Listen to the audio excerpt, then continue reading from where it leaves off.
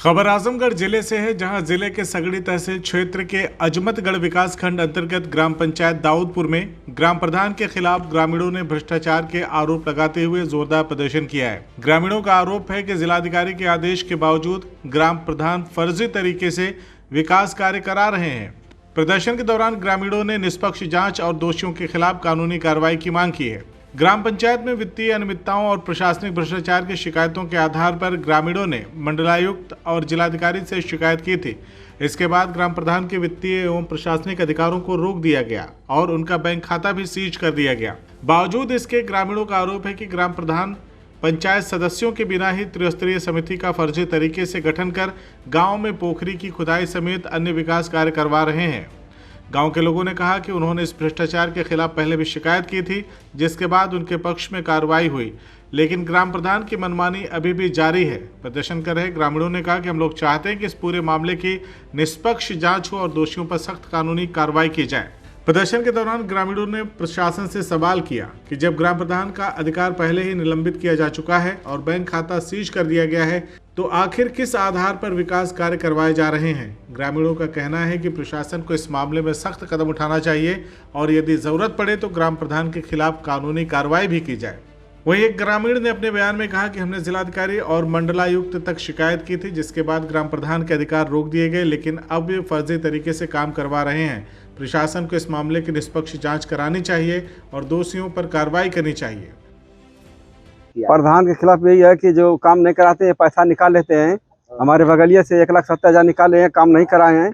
उसकी जांच हमने कराए थे, डीसी मनरेगा से, जिला से आए थे लोग, जांच किए थे और अभी तक कोई कार्रवाई नहीं हुई।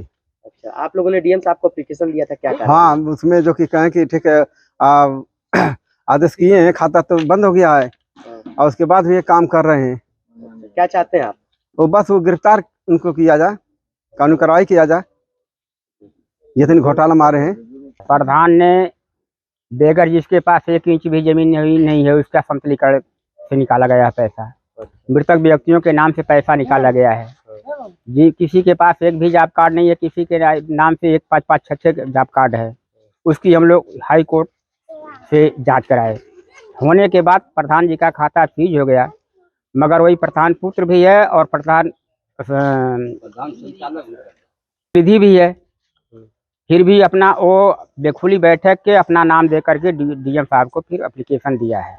तो ऐसे भ्रष्टाचारियों के खिलाफ हम लोग परसों गए थे एप्लीकेशन देने के, जितने भी मेंबर पति हैं सब लोग गए थे, फिर एप्लीकेशन दिए हैं। हम लोग यही चाहते हैं कि खुली बैठक में इसका हो। मामला यही है कि हमारा प्रधान बहुत अनर्गल कर रहा है। जिसको घर है उसको डबल पर डबल आवाज दे रहा है, जिसको मड़ई है उसको नहीं दे रहा है। और हमारे लिए यही है, हम कह रहे हैं कि हमारा प्रधान निरस्त हो, दूसरा प्रधान बनाए। हमारे नियमबर मिल करके उसको चुनेंगे, जिसको चाहेंगे उसको चुनेंगे। अच्छा, आपने डीएम साहब को एप्लीकेशन दिया? डीएम साहब को एप्लीकेशन दिए, अभी तक कोई खबर तो उनका खाता सील हो गया, लेकिन फिर खाता सील होने के बाद भी दिए हैं, लेकिन अभी उसका कोई जवाब नहीं है।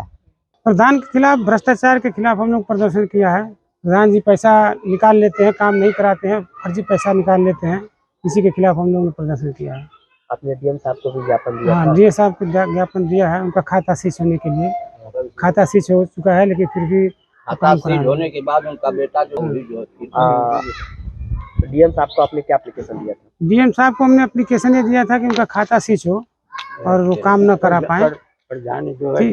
और फिर वो 3 सदस्य जो गठित हुए हैं, उसमें उनका लड़का ने पैसा वैसा दे करके अपना नाम डलवा दिया है कि हाँ, फिर उसी का नाम आ गया है उसमें। हम लोग डीएम साहब के एप्लीकेशन दिया है कि उसका नाम कैंसिल हो और खुली बैठक हो।